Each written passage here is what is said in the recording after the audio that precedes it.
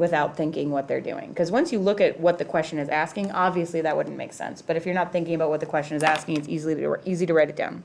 All right, finding the mean of a frequency distribution. Of this, you've got data where they have different data points. So for example 2,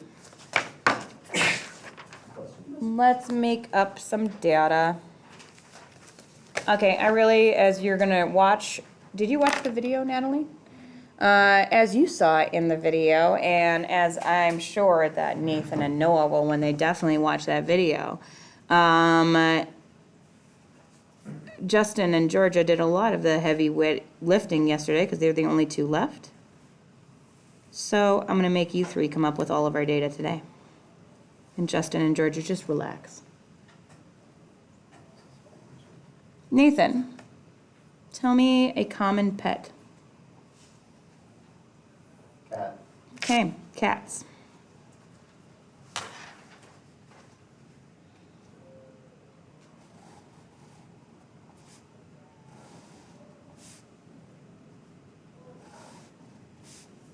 Everybody please make a 5x3 grid.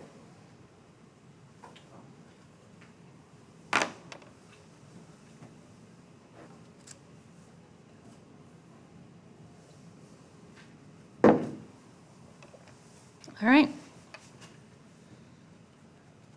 We got number of cats, and then the frequency is going to be here.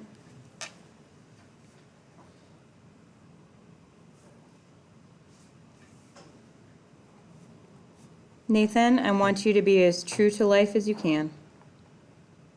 Okay? I want you to imagine that that you're thinking about 50 people in Lewiston. 50 people in Lewiston, all different households. How many of those 50 households do you think would have 0 cats at their house?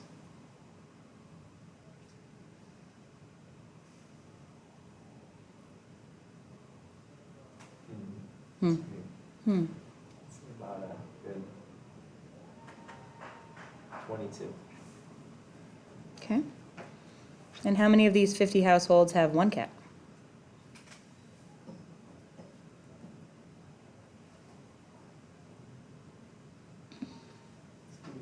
Actually, I'm gonna go back. 14. Okay. You're up to 36.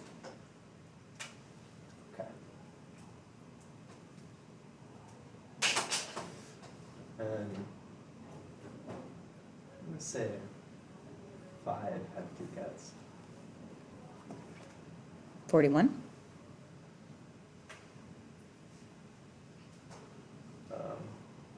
3 with 3 cats. 44. So 6. 6. I like how this one dips down a little bit. Like, not a lot of people with 3 cats, but I mean, if you've got 3 cats, you might as well have 4 cats, right? Very nice. All right, summation here is 50. That's what we wanted. Now, somebody tell me, why would it not make sense if I just added up 0 through 4 and took the average? Because what, Natalie? It's not the number of cats. Right. Do you think that number would be too high or too low if I just took 0, 1, 2, 3, 4 and divided by 5?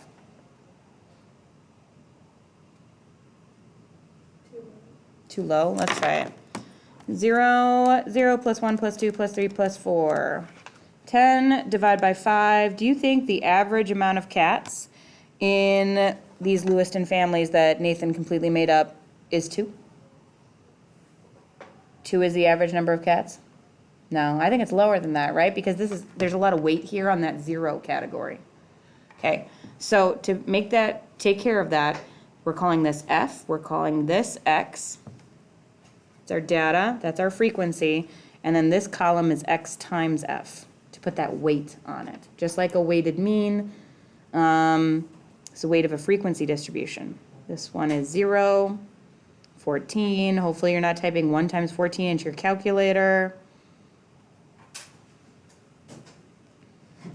Why did 0? Oh, buddy.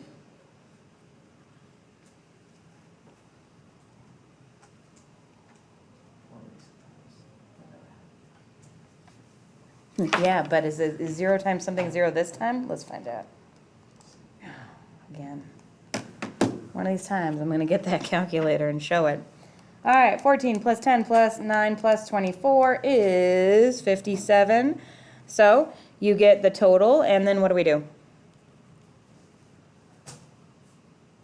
Divided by. Divide by 50. Divide by our total number of our sample. Oh.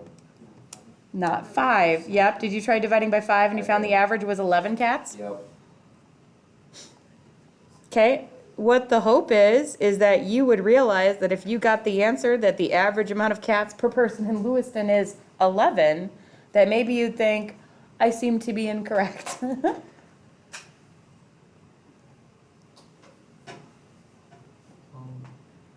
just gonna take a little bit of cat?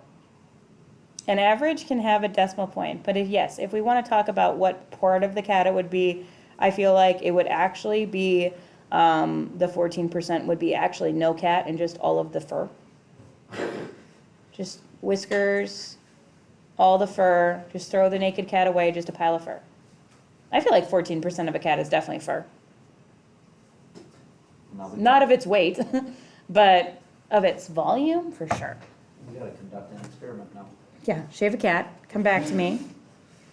Compare the volumes of those cats. Dr. Hansen's like, you're a psychopath. And you're like, this is for stats. All right, shape of distributions. This one I just pasted on there so you don't have to write anything on there at all that you don't want to. A symmetric distribution is even on both sides. Usually they're talking about a bell shape for this one, where most of the data is in the middle and then it tails off to either side. Uniform, what does the word uniform mean? Consistent distribution. It does not, Georgia, have to be exactly even across, because it's rare that it is. Like, for example, if I was looking at an M&M bag and counting how many of each color there probably aren't going to be exactly the same number of each. But if I looked at enough M&M bags, they'd come out to about equal-ish, pretty close, pretty uniform. Skewed left, this is also called left-tailed. Skewed right is called right-tailed. You name it after where the tail is. So because this tail kind of drops off right there, and this tail drops off right there, it's where the tail is, where your smallest amount of data is. Most of the data is on the left, tail goes up to the right. Range.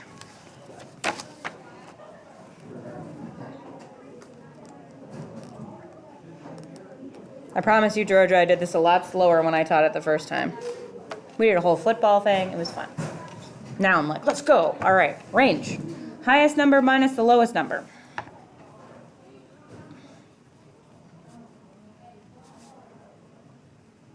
Please write the word minus and don't use the symbol. Anybody know why? Because people want to write for a range, they want to write two numbers with a dash in between them, so you don't want to look back at your notes and be confused if your notes are saying dash or subtract, because the answer is subtract. You should only get one number when you're talking about a range. In fact, if I said, hey, the range is 5, that shouldn't really tell you anything about my data except for how spread out it is, right? Because it could be like 1,005 to 1,010, or it could be like -5 to 0. Like, we don't know. We just know that the span is 5. Deviation is how far one data point is from the average.